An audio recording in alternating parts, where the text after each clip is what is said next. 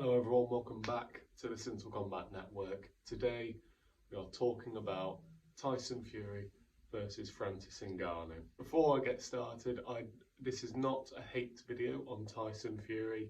He is obviously my favourite fighter, and this is more just talking about the situation that he's in right now, you know, what his future plans may be and where I see him going from here in my humble and honest opinion. So let's go underway. Tyson Fury versus Francis Ngannou. What do I think is going to happen, and what do I think of the situation? What I think is going to happen, I think Tyson's going to absolutely dismantle the man. I mean, he has never had a professional boxing fight in his life, and he's stepping in there with the best of this generation. It's going to be no contest at all. What do I think of the situation? Financially, it's very good for Tyson, obviously. It's a big money fight. UFC versus boxing. You know, heavyweight champion in boxing versus heavyweight champion in UFC. And it does a lot for Ngannou as well. I really like Francis Ngannou. You know, he's a man who sees his value and isn't afraid to stand up against the system. Obviously, he's now with the PFL, so we'll see how that goes.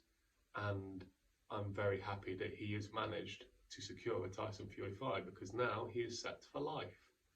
You know, the man struggled to get out of Cameroon, working in the fields, and now he is fighting Tyson Fury. I don't understand how people can't be any happier for him. But the criticism comes from Tyson's side.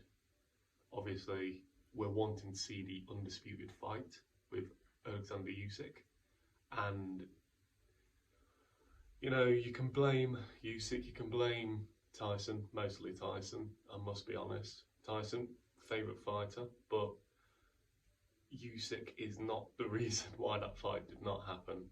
Obviously, Saudi Arabia pulling their sight out of that potential undisputed fight, then leading to Tyson not getting his money demands. You know, his negotiation tactics. He did it with Joshua. And that is a fact. He gave Joshua 10 days and then gave Chisora 2 months. So it's nothing new. Do I think he's afraid of Usyk? No, I wouldn't say he's afraid of Usyk. I mean, there have been videos spreading that, you know, of the Tyson Fury versus Steve Cunningham fight, whilst he suffered a knockdown. And, you know, people look at that and go, oh, but that means he must struggle against Usyk. Realistically, in that fight, it was a very good shot from Cunningham that put him down. If people think that Cunningham was dominating, they've definitely not watched the fight. I remember watching the fight live at the time. Not once, apart from the knockdown, did I think, oh, Cunningham's beating him here. So we need to get that idea out of our head. That Fury, just because he says that there's fight promotion, he likes to add jeopardy to his fights. He's a 6'9" heavyweight boxer. Most men are going to look small compared to him. He made Wilder look like a fucking kid in there with him. And if he's going to be promoting a fight with a 6'3" man, he's got to add a bit of jeopardy so he can sell the fight. And some fans don't get this. And the ultimate question is, after Ngannou versus Fury, do I believe that the fight will happen? Not next, but I believe in the winter of 2024, because obviously Usyk is going to be ordered to face Filip Hrgović next. And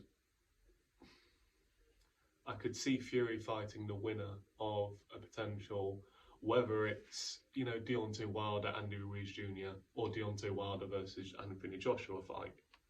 So, in my honest prediction of how it's going to go, I think we'll see Usyk versus Hrgović, and then we'll see Fury versus Wilder 4. And then there will be no hurdles in the way. There will be no excuse whatsoever. If this fight does not happen, we are going to have to seriously start pointing fingers at the promoters and the fighters, because it's all we want to see. There is no other fight in the heavyweight division that is bigger than that. And I can't believe it is going to be taking this long to get it done. You know, we're not in the 90s anymore. Everyone doesn't fight everyone now. I also wanted to take a quick moment talking about Tyson Fury's new show, At Home with the Furies, and I want to give my honest opinion on it and point out some things I thought that's not entirely factual. Firstly, I thought it was very fun to watch. You know, Tyson, he's a personality, does really good to show his mental health and how much of a struggle it is to live with mental health. And I hope people can actually sympathise with him and with Paris. Paris is such a strong woman, and you know, just him and his entire family are hilarious. Some things that stuck with me, well, I thought this isn't telling the entire story. Obviously, the whole retirement side. Now, in the documentary, Tyson is completely convinced that he is retired, and you know, he never actually officially retired. Let's be honest, he still had the WBC and the lineal heavyweight title in his possession, which means he's not retired. He refused to give them up because he wanted to hang on to them for as long as possible, which means he wasn't retired. Now, obviously, we saw that play out in the documentary. At the end, it ends with Fury versus Chisora 3. Obviously, it shows Tommy versus Jake Paul in that little brawl that they had in Dubai when John Fury took his top off. And yeah, I just wanted to mention that, you know, Fury definitely was not retired during that period. I mean, you already know, but the way Paris was acting, that he was retired but still had the belts, you know, I feel like that was maybe the producers, you know, trying to play up a little bit. But overall, I thought it was a really good show to watch, and I would recommend it to anyone who fancies a good watch on to try and understand boxing, understand the travelling community, and, you know, just seeing a good reality TV show. I'm going to end on this note. My official prediction for Tyson Fury versus Ngannou, I believe it will just go to the end bell. Tyson's going to play with him, but he's not going to knock him out because he's going to want to, you know, make it look like it was a challenge. And, you know, it's an exhibition. He's not going in there to take his head off. They are clearly friends behind the scenes as well. So he's not going to want to knock out a good friend, is he? But yeah, that's my prediction. It'll be a no decision, and then Tyson can go on to fight whoever he wants to fight. Maybe he'll fight The Undertaker, you never know. Thank you all very much for watching. Thank you for the support since my comeback. The comment as well, you know who you are, thank you very much. I've got good presentation, thank you. Please join me in my next video. I will be bringing you the news as quickly as I possibly can.